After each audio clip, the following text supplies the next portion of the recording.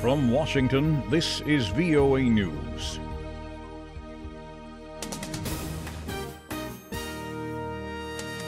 I'm Jonathan Jones reporting. State media in Turkey say Turkish ground forces have crossed the border into a Syrian Kurdish enclave where fighting there continues. Reuters correspondent Scarlett Svatanovic reports. Turkish ground forces pushed into Syria's Afrin province on Sunday as the country vowed to crush the Syrian Kurdish YPG militia. That group, supported by the United States but seen as a terrorist organization by Turkey, says it repulsed the Turks and their allies after fierce clashes. The Turkish military claims to have hit over 150 targets so far, killing 6 civilians and 3 YPG fighters, but are accused by the YPG of striking civilian districts and a camp for the displaced. Turkish President Tayyip Erdoğan's spokesman tweeted that the operation, labelled Olive Branch, was going well. The YPG said their people would not surrender and that they will protect their supporters in Afrin. On Sunday, U.S. Defense Secretary Jim Mattis told reporters on a plane headed for Southeast Asia that Turkey alerted the United States before striking the U.S.-allied Kurdish militia in northern Syria. He says they warned us before they launched the aircraft that they were going to do it. But the YPG is a key U.S. partner in the war against the Islamic State and makes up a large portion of the Syrian Democratic Forces, a coalition that has forced the Islamic State from virtually its entire so-called caliphate.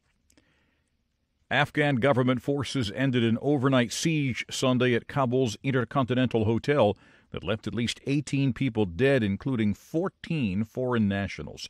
The attack began late Saturday in the Afghan capital. This is VOA News. Vice President Mike Pence is in Jordan, just one of the countries he'll be visiting during his planned 4-day-long trip to the Middle East. Pence spoke to American troops there about the budget stalemate in Congress that has forced the federal government to shut down. I'm sure you're all aware of what's going on in Washington, D.C. Despite bipartisan support for a budget resolution, a minority in the Senate has decided to play politics with military pay. But you deserve better.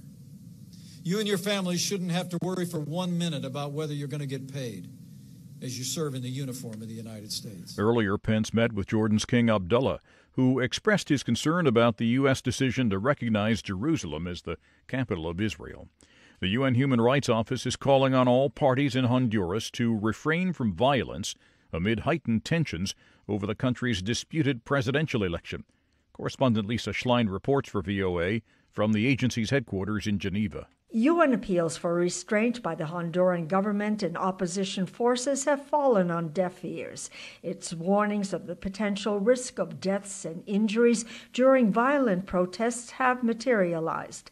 One protester reportedly has been killed and another wounded during clashes between riot police and demonstrators Saturday.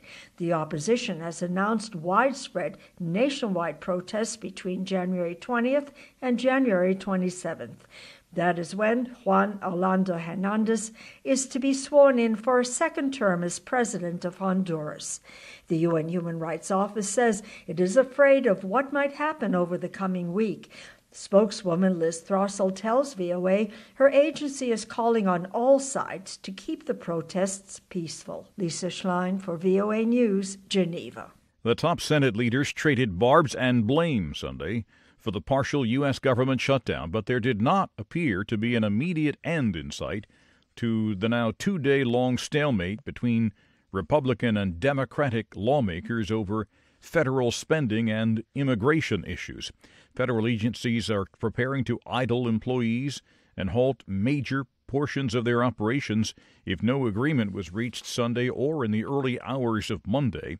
The U.S. government has been partially shut down on several occasions before in lawmaking and funding disputes over the years, most recently in 2013 for 16 days in a partisan deadlock over health care policy.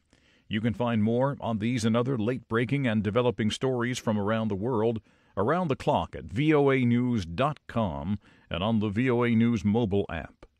I'm Jonathan Jones reporting from the world headquarters of the Voice of America in Washington. That's the latest world news from VOA.